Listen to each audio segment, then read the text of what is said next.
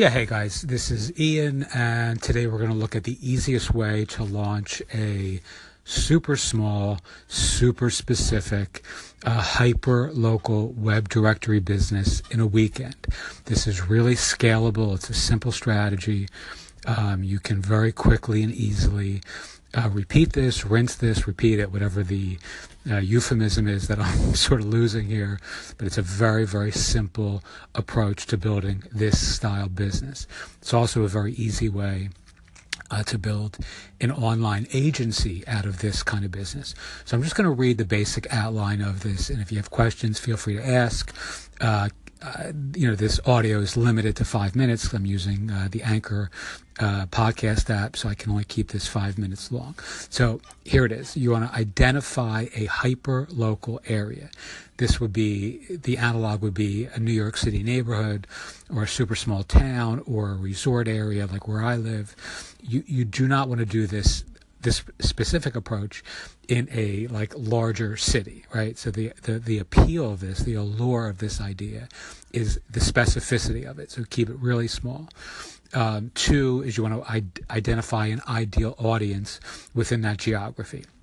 You also want to identify an audience that has setups, in quotes, and this is something I've covered many times in the past, but a setup is basically a business that objectively or empirically has a really bad branding in an area, or has bad branding or an online presence in an area that you have expertise and that you can improve immediately or objectively, right? So if you're a web designer and you stumble across a lot of Italian restaurants that have menus for or JPEGs for their homepage, that's a setup. You know that you can objectively improve everything about their online branding by dint of putting a real web page up rather than a picture of their menu.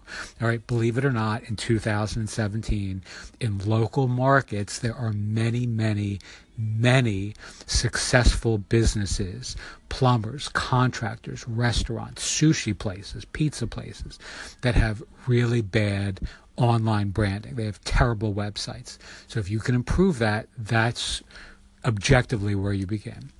All right, so identify a core back-end offer. And this is sort of tantamount to what I just covered, but this is how I improve their business.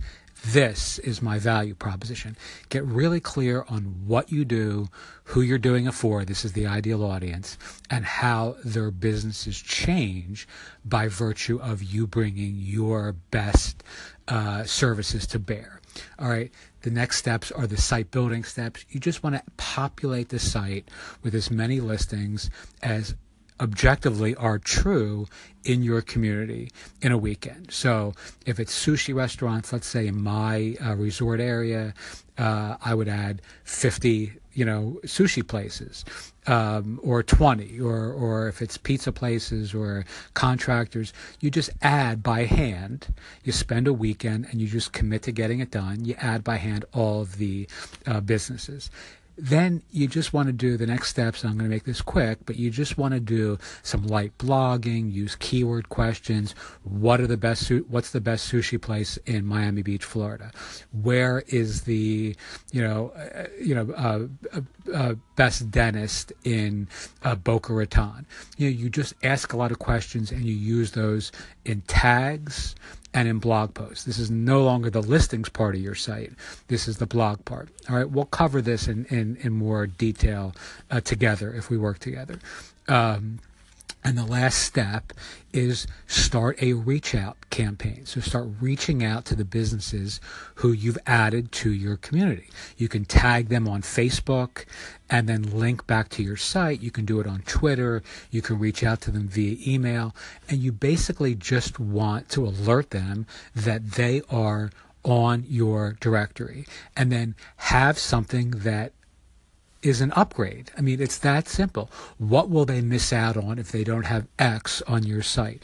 Create a true statement of value and lead with that. There are all kinds of ways to sort of add extra little oomph to this, but that is the basic approach. All right. Thanks so much. Bye-bye.